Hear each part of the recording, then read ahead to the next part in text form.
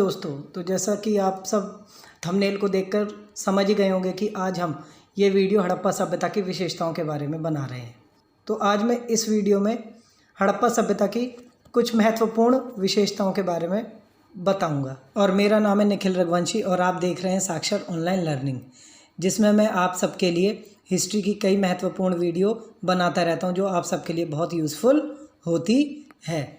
तो चलिए अब ज़्यादा टाइम वेस्ट ना करते हुए हम अपनी वीडियो पे आते हैं। लेकिन उससे पहले जो भी हमारे इस चैनल पर नया है तो वो इस चैनल को सब्सक्राइब कर दे और साथ ही साथ बेल आइकन भी दबा दे, जिससे कि आप तक हमारी नई वीडियो के नोटिफिकेशन तुरंत ही पहुंच सकें। और साथ ही आपके लिए ये वीडियो बहुत ही ज़्यादा यूज़फुल होने वाली है, जिसके लिए आपको ये वीडियो पूरी देखनी होगी। तो चलिए ज़्यादा टाइम वेस्ट ना करते हुए हम अपनी वीडियो स्टार्ट करते हैं। जैसे कि आप सबको पिछली वीडियो में बताया था कि सभ्यता का अर्थ एक संस्कृति होता है, अर्थात एक रहन सहन होता है। इसी प्रकार से हड़प्पा सभ्यता भी एक संस्कृति थी जो आज से लगभग 5000 साल पहले की संस्कृति थी और अपनी समकालीन सभ्यताओं में सबसे ज़्यादा विकसित मानी जाती थी।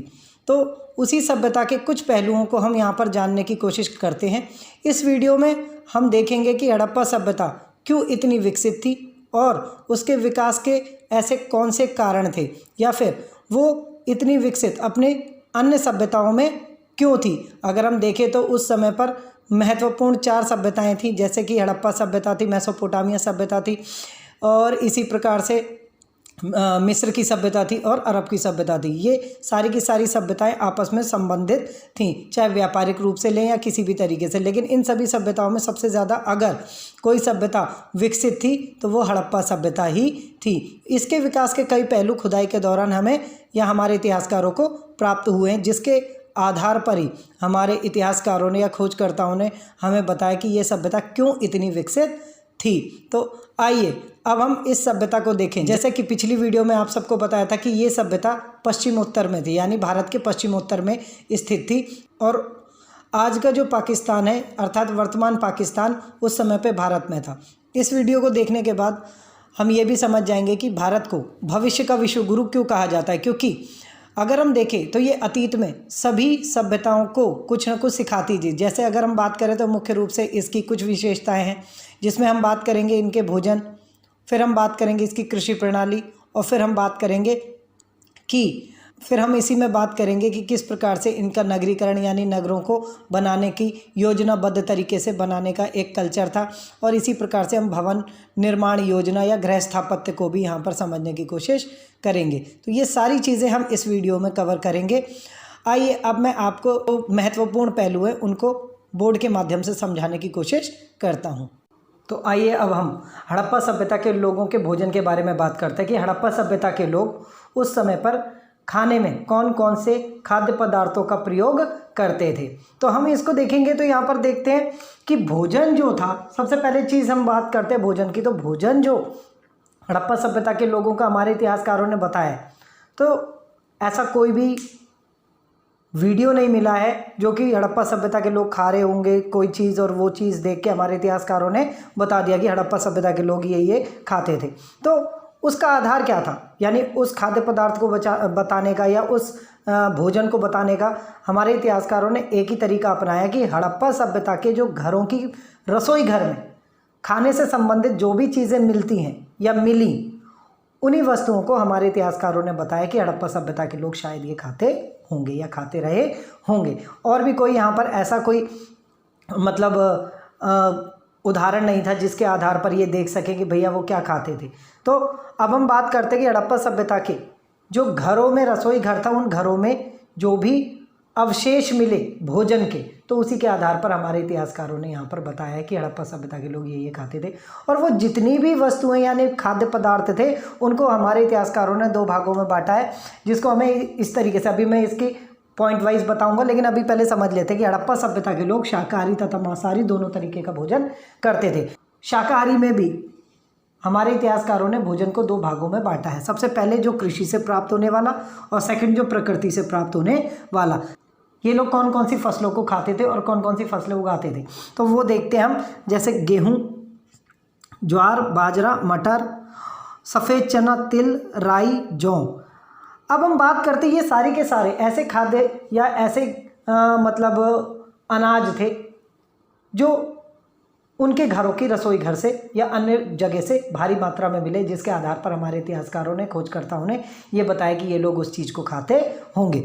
और साथ ही साथ मैंने यहाँ पर हाईलाइट कर रखा है कि एक महत्वपूर्ण चीज़ है कि चावल के जो साक्ष्य बहुत कम पाए गए थे, यानी कि अगर हम हड़प्पा सभ्यता की बात करें तो हड़प्पा सभ्यता जो था अर्धशुष्क क्षेत्रों में था, यानी ज़्यादा से ज़्यादा इसके जो क्षेत्र थे वो सूखे या मरुस्थलीय या उष्णकटिबंधीय थे, जिसके कारण वहाँ पर चावल नहीं उगता था और चावल के सबूत भी इसलिए कम पाए गए हैं, जिससे ये माना जाता है कि शायद ये लोग चावल कम खाते होंगे या चावल का खाने में कम प्रयोग करते होंगे। इसी प्रकार हम बात करते हैं दूसरे भाग को, प्रकृति से प्राप्त खाद्य सामग्री, यानी प्रकृति से, यानी प्रकृति उनको क्या देती थी, वो क्या मतलब क्या जंगलों से, वनों से या पेड़ पौधों से प्राप्त करते थे। तो उसमें हम देखेंगे फल वो लेके आते थे भिन्न भिन्न प्रकार के, उनके कई सारे सबूत हमारे हड़प्पा सभ्यता के घरों में पाए गए हैं। सब्जियां होती थी और कंदमूल, कंदमूल वही होते हैं जो जड़ के रूप में खाए जाते हैं, चाहे वो फल हो चाहे वो सब्जियां हो, ठीक है।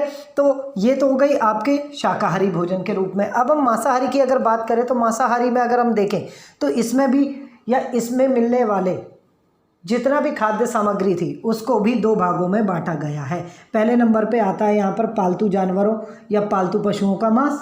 तो हड़प्पा सभ्यता के उन घरों में कौन कौन से पालतू जानवरों के हड्डियों के अवशेष मिले, उसी के आधार पर, उन हड्डियों के अवशेषों के आधार पर ही हड़प्पा सभ्यता के लोगों के भोजन या उनके मांसाहारी भोजन के बारे में बताया गया है। जिसमें हम बात करेंगे वो भेड़ खाते थे, यानी भेड़ों के अवशेष मिले हैं हड्डियों के, बकरी खाते थे और पालतू पक्षियों का मांस भी खाते थे, यानी भिन्न भिन्न प्रकार के, चाहे हम कबूतर की बात करें चाहे हम मुर्गों की बात करें, तो ये बहुत सारे ऐसे मतलब पक्षी पाए गए हैं जिनको ये लोग खाते थे।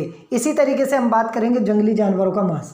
तो जंगली जानवरों के मांस की अगर हम बात करें तो यहाँ पर जंगली जानवरों में जंगली हिरण, बारहसिंगा, जंगली सुअर और घड़ियाल इत्यादि ऐसे महत्वपूर्ण ये जंगली जानवर थे जिनको ये खाते थे, अर्थात इनके हड्डियों के अवशेष हड़प्पाई लोगों के घरों से प्राप्त हुए। लेकिन इस बात की कोई भी हमें पुष्टि नहीं होती है कि ये लोग खुद उनको पकड़ते थे जंगलों में जाके या किसी शिकारी संग्राहक समाज से प्राप्त करते थे। तो ये सारे के सारे आपके महत्वपूर्ण भोजन थे। अब इसमें मैंने एक हाईलाइट कर रखा है कि मछली इनका सबसे पसंदीदा भोजन था, अर्थात यहाँ पर मछली के अवशेष भारी मात्रा में प्राप्त हुए हैं। अब यहाँ पर बात आती है कि अर्धशुष्क क्षेत्रों में था, चावल तो नहीं होते थे, लेकिन मछली कहाँ से आई? तो भाई यहाँ पर मछलियों के अवशेष मिले, उसी के आधार पर यहाँ पर बताया गया है। अब वो किस तरीके से खारे पानी की मछलियाँ थीं या मीठे पानी की मछलियाँ थीं, उसकी पूरी जानकारी प्राप्त नहीं हुई है। तो ये सारी चीज़ें थी जो हड़प्पा सभ्यता के लोग खाते थे। अगर हम इसको पॉइंट वाइज करें तो फर्स्ट पॉइंट, पहला पॉइंट आता है कि हड़प्पा सभ्यता के लोग शाकाहारी तथा मांसाहारी दोनों प्रकार का भोजन करते थे। सेकंड पॉइंट में अगर यहाँ पर आता है तो यहाँ पर बताना होगा कि हड़प्पा सभ्यता के लोग शाकाहारी भोजन में कृषि से उत्पादित कुछ ऐसी फसलों का सेवन करते थे जो ये खुद उगाते थे, जिसमें गेहूँ, ज्वार, बाजरा, मटर, सफ़ेद चना इत्यादि महत्वपूर्ण थी। अगला पॉइंट आता है इसका कि प्रकृति से प्राप्त खाद्य सामग्री का प्रयोग करते थे, यानी ये कई ऐसी वस्तुएं थी, कई ऐसे खाद्य सामग्रियां थी जो प्रकृति से प्राप्त करते थे, फल के रूप में, कंदमूल के रूप में या सब्जियों के रूप में। ये तोड़ के लाते थे या उगाते थे, उसके भी अवशेष मिले। अगला पॉइंट आता है ये लोग पालतू जानवरों के मांस का भी सेवन करते थे, क्योंकि उससे संबंधित भी कई हड्डियों के अवशेष पाए गए हैं, जैसे भेड़, बकरी, पालतू पक्षी इत्यादि। इसके बाद अगला पॉइंट आता है यहाँ पर कि हड़प्पाई घरों से जंगली जानवरों के मांस की भी पुष्टि होती है, या हड़प्पाई घरों से भारी मात्रा में जंगली जानवरों की हड्डियों के अवशेष भी मिलते हैं, जिसके आधार पर ये माना जाता है कि वो लोग जंगली जानवरों को भी खाते होंगे। लेकिन ये खुद स्वयं पकड़ने जाते थे या किसी से प्राप्त करते थे, उसके बारे में नहीं पता। 2 पॉइंट और एक्स्ट्रा हम करेंगे यहाँ पर। एक आएगा चावल के साक्ष्य बहुत कम पाए गए हैं, क्योंकि ये अर्धशुष्क क्षेत्र था, जिसकी वजह से यहाँ पर चावल नाममात्र प्राप्त हुआ है। अगला एक और पॉइंट यहाँ पर आप लिख सकते हैं कि मछली इनका पसंदीदा भोजन था और सभी घरों से हमें मछली के अवशेष भारी मात्रा में प्राप्त हुए हैं। तो ये था आपका भोजन। आगे हम देखते हैं यहाँ पर कि हड़प्पा सभ्यता की कृषि किस प्रकार की थी। हड़प्पा सभ्यता की खुदाई से भारी मात्रा में कुछ ऐसे चित्र या कुछ ऐसी मोहरें मिली हैं जिनके आधार पर ये कहा जा सकता है कि वहाँ पर कृषि की जाती थी और वो लोग कृषि करना जानते थे। लेकिन कृषि कौन सी प्रणाली से की जाती थी उसके बारे में कोई जानकारी नहीं मिली है। अगर हम बात करें यहाँ पर तो हमारे इतिहासकारों को, हमारे खोजकर्ताओं को भारी मात्रा में अनाज के दाने मिले, तो कहीं पे कोठार मिले हैं जिसके आधार पर भी ये कहा जा सकता है कि वहाँ पर कृषि की जाती थी। अब हम बात करते हैं यहाँ पर कुछ मेन पॉइंट्स देख लेते हैं। हम यहाँ पर देखते हैं, सबसे पहला है कि मोहरों तथा चित्रों के माध्यम से ये बताया जाता है कि ये लोग कृषि करना जानते थे। यानी मोहरों में कुछ इस तरीके के प्रतीक दिखाए गए हैं कृषि से संबंधित, कुछ ऐसी चीज़ें दिखाई गई हैं चित्रों के आधार पर कि वो कृषि करते थे। इसी प्रकार से सेकंड अगर हम देखें तो मोहरों पर बने वृषभ, वृषभ मतलब बैल के चित्र से पता चलता है कि हड़प्पाई लोग कृषि में बैलों का प्रयोग करते थे। जैसे आज के समय पर, आज तो फिलहाल ट्रैक्टर्स वगैरह आ गए, नई नई मशीनें, नई टेक्नोलॉजी आ गई है कृषि के क्षेत्र में भी। लेकिन अगर हम बात करें 20 से 30 साल पहले तो हमारे मुख्य रूप से सभी कृषक बैलों और हलों पर ही निर्भर होते थे। तो इसी प्रकार से वहाँ पर भी कुछ ऐसे ही बैलों के चित्र मिले जिसके आधार पर ये कहा जा सकता है कि ये लोग वृषभ या बैलों का प्रयोग कृषि में किया करते थे। बनावली की बात करें तो बनावली जो हरियाणा में है, वहाँ से मिट्टी के बने हुए कुछ हल प्राप्त हुए हैं, जिन हलों का ये मानना है इतिहासकारों का कि इन हलों का प्रयोग कृषि में जुताई के लिए किया जाता होगा। एक जगह से बैलों के चित्र मिले, दूसरी जगह से हल के प्रतिरूप मिल गए, तो दोनों को मिला के, हल और बैल की जोड़ी मिला के एक संपूर्ण कृषि जुताई का एक साधन माना गया है। इसी तरीके से हम बात करेंगे कालीबंगन, जो राजस्थान में एक पूरा स्थल है हड़प्पा से संबंधित। तो कालीबंगन में खुदाई से प्राप्त जुते हुए खेतों के अवशेष पाए गए हैं और ये जो अवशेष थे ये द्विआधारीय कृषि प्रणाली पे आधारित थे। यानी द्विआधारीय मतलब एक खेत को दो भागों में बांटने के पश्चात उन्होंने एक को सीधी जुताई करी और एक में तिरछी, जिससे क्या होता है कि हर एक लकीर दूसरी लकीर को समकोण पे विभाजित करती है, अर्थात 90 डिग्री पर समकोण मतलब विभाजित कर रही है। इससे क्या होता है कि ये एक ही खेत में दो अलग अलग फसलों को उगा सकते थे। अगले साल ये इसको इसमें और पहले वाले को दूसरे वाले में उगा के अपने जो उपजाऊ क्षमता है मिट्टी की या भूमि की उसको भी बरकरार रख सकते थे। तो इस प्रकार की कहाँ से मिली है? कालीबंगन से जुते हुए खेतों के अवशेष इस प्रकार के मिले हुए, जो एक नई तरीके की कृषि प्रणाली उस समय पर कही जा सकती थी।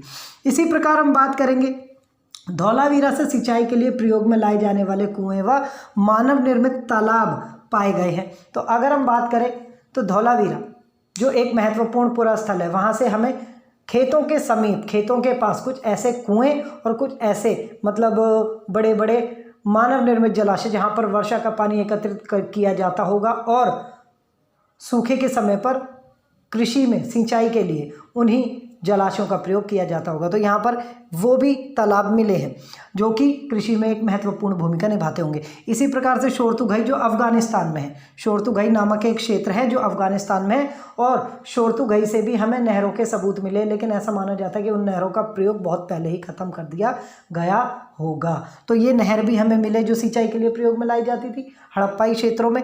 इसी प्रकार से और भी कई अन्य स्थलों से कृषि के प्रयोग में लाए जाने वाले पत्थर व कांसे के कई औजार मिले।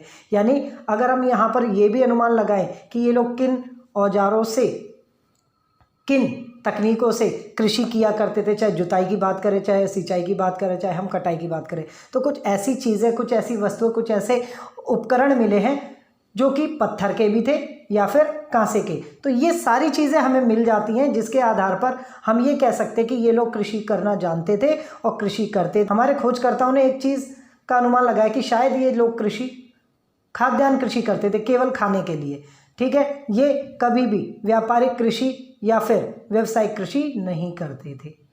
तो इसी प्रकार से अब हम यहाँ पर क्या है, इसके हड़प्पा सभ्यता के एक और पहलू को देखते जो नगरीकरण के रूप में देखा जाएगा। यानी हड़प्पा सभ्यता के नगर किस प्रकार के बने होते थे।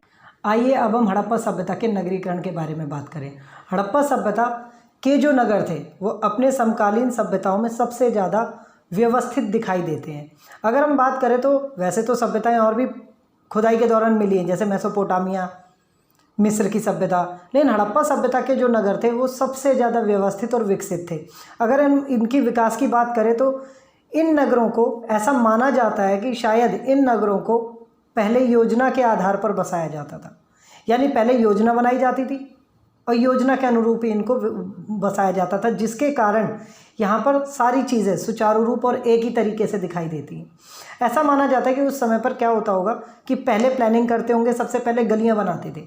गलियों के जहाँ जहाँ गली बनाते थे, गलियाँ एक दूसरे को समकोण पर विभाजित भी करती थी और गलियों के दोनों तरफ नालियाँ बनाई जाती थी और उसके बाद घरों को बसाया जाता था, जिससे कि वो जो घर थे वो कोई भी आगे मतलब कोई आगे पीछे नहीं होते थे और कोई छोटे बड़े नहीं होते थे, एक समान घर दिखाई देते थे। मान लीजिए एक नगर बसाया जाता है, तो नगर बसाया जाता है, सबसे पहले गलियां बनाई जाती हैं, गलियों को छोटी गलियों से काटा जाता है। ये गलियां बन गई।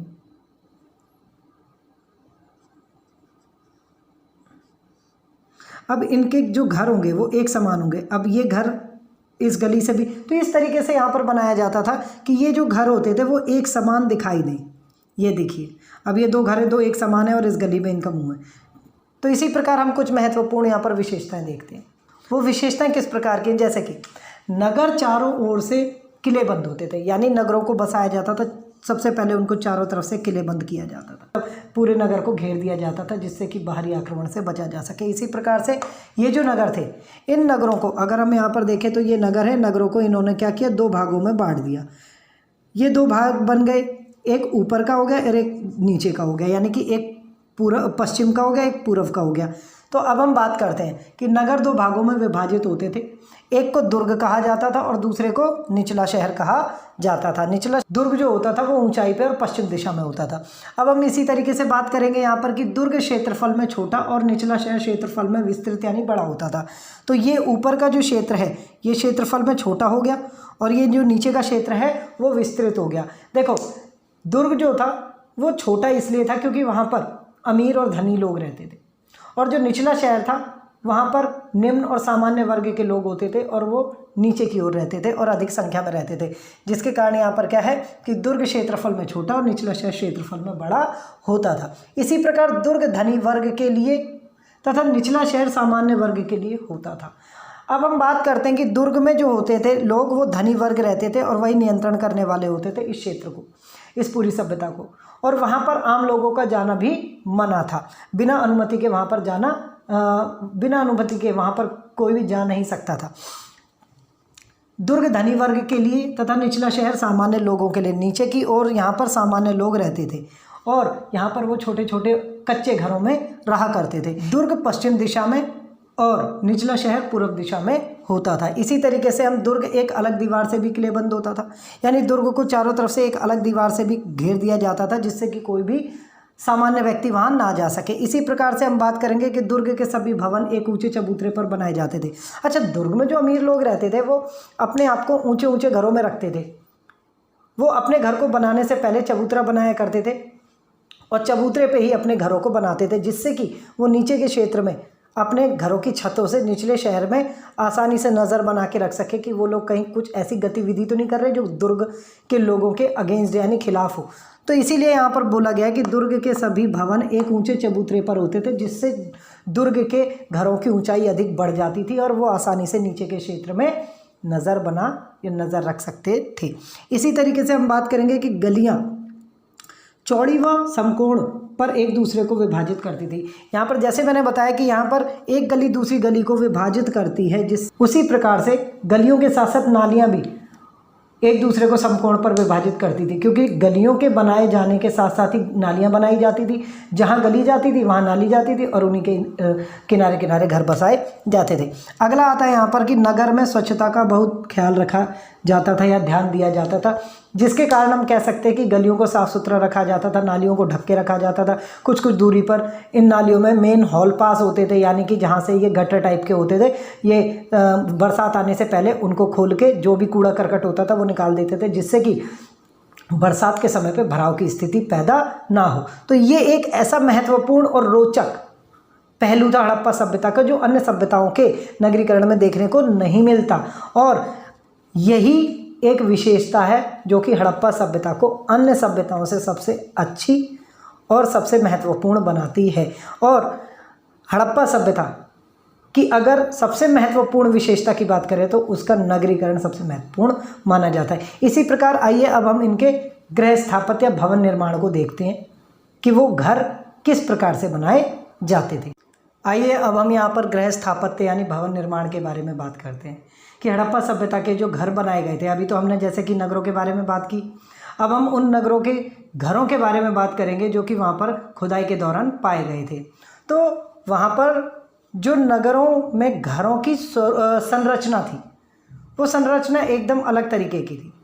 वो जो गांव के घर थे, अगर हम देखें तो हमारे भारत में भी आज से 20 से 30 साल पहले जो घर बने गांव में मिट्टी के पाए जाते थे, हूबहू उन्हीं की तरीके से थी। अगर हम समझे तो यहाँ पर देखेंगे कि इस सभ्यता में आंगन पर आधारित घर होते थे, यानी कि वो जो घर होते थे उसके बीचों बीच एक खुला आंगन होता था, चारों तरफ अलग अलग कमरे होते थे और आंगन उसका मुख्य केंद्र माना जाता था। आंगन के चारों ओर अलग अलग कमरे होते थे।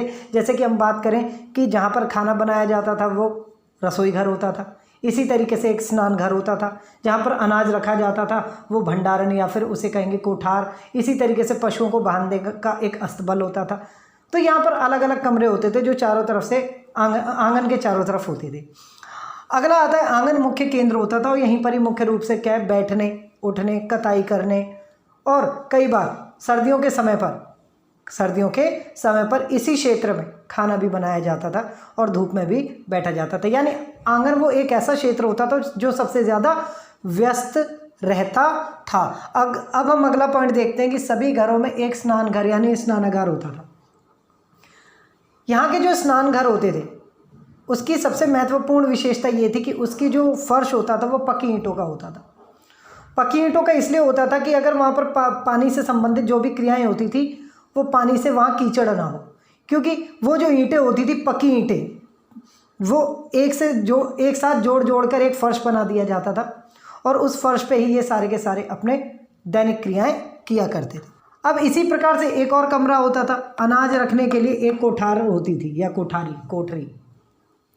अब हम बात करेंगे इस कोठरी की, तो वहाँ पर जो लोग थे वो मुख्य रूप से कृषि को महत्व देते थे। कृषि से संबंधित लोग थे, कृषि पे आधारित लोग थे, जिसकी वजह से यहाँ पर क्या है, हर घर में कोठरी पाई जाती थी और उस घर में वो अपना अनाज रखा करते थे। अगला आता है इन घरों के भूतल पर खिड़कियाँ नहीं होती थी। हड़प्पा सभ्यता के जो लोग थे वो अपनी एकांतता को बहुत महत्व दिया करते थे। एकांतता को महत्व देने की वजह से वो अपने क्या है, ग्राउंड फ्लोर यानी भूतल का मतलब है ग्राउंड फ्लोर पर वो खिड़कियां नहीं बनाते थे। खिड़कियां इसलिए नहीं बनाते थे क्योंकि उस समय पर कांच नहीं होता था और उस समय पर पुराने समय की तरह वो खिड़कियां होती थी जो जंगले टाइप की होती थी, जिससे आर पार देखा जा सकता था और वो अपने अंदर होने वाली क्रियाओं को बाहर वाले लोगों को बताना नहीं चाहते थे, जिसकी वजह से वो भूतल यानी ग्राउंड फ्लोर के कमरों पर खिड़कियां ही नहीं बनाते थे। इसी प्रकार से हम बात करेंगे, हाँ कुछ घरों में आंगन से ऊपर जाने के लिए सीढ़ियाँ भी पाई गई हैं। कई घर ऐसे भी मिले जो कि 2 मंजिल के भी होते थे, तो दूसरे जो मंजिल होती थी उसमें खिड़कियाँ भी होती थी। इसी प्रकार से हम बात करेंगे बाहर की ओर एक कमरे में एक कुआं होता था जो राहगीरों के लिए प्रयोग में लाया जाता था या बनाया जाता था। इसी प्रकार हम बात करेंगे कि ऐसे लगभग 7 से 700 कुएं वाले घरों की पहचान की गई है और ये एक ऐसा कमरा होता था जो घर से बाहर की तरफ होता था और बाहर की तरफ उस कमरे में कुआं बना दिया जाता था। इन कुओं का मुख्य कार्य होता था जो राहगीर होते थे उनकी प्यास बुझाना। वो लोग घरों में या घर में रहने वाले लोगों को डिस्टर्ब नहीं करते थे और वो बाहर से बाहर ही इस कुएं का प्रयोग करके चले जाते थे। ये उनके लिए ही बनाया जाता था। तो इस प्रकार से ये क्या है, उनका मुख्य घर का स्वरूप था। इसी तरह से और भी कई घर पाए गए हैं जो अलग अलग स्वरूप के हैं, लेकिन ज़्यादातर घरों का स्वरूप इसी प्रकार से पाया गया। अगर क्वेश्चन आता है तो आपको यही सारी चीज़ें उसमें बता देनी। आई होप कि आप सबको ये सारी चीज़ें पूरी क्लियर हो गई होंगी। अगर किसी को भी लगता है कि थोड़ा बहुत डाउट है तो वो स्क्रीनशॉट भी ले सकता है और स्क्रीनशॉट लेके समझ के ईजिली अपने डाउट्स क्लियर कर सकता है। अब हम मिलेंगे अगली वीडियो में जिसमें हम नए और भी कई इंटरेस्टिंग पहलुओं को देखेंगे। अगर आप सबको ये वीडियो थोड़ी सी भी वैल्यूएबल लगी हो या कुछ आपको इससे बेनिफिट हुआ हो तो इसको लाइक और अपने फ्रेंड्स के साथ शेयर करना ना भूलें।